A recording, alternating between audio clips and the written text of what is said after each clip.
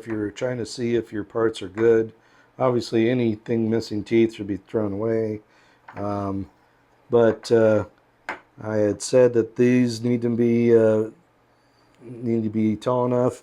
Obviously, on one like this, it's actually missing that piece. It should be kind of that U shape like that. So that's no good. Another thing that can happen is these metal pins can come loose.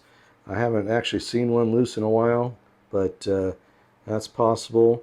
You want to make sure the backs of these, the gears are all intact, and that these are really not worn down, which they don't look worn down.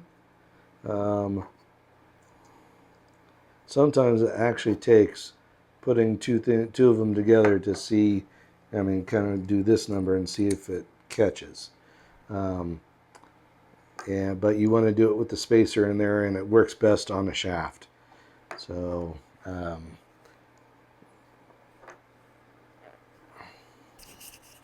and on the turbine here, so you got a wear surface right here. This looks worn down to me. It should be a nice flat, even. Both sides are kind of beveled a little bit, I would say.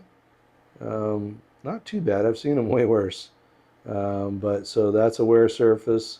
This here is a wear surface. If it wears down, then it will make things start catching.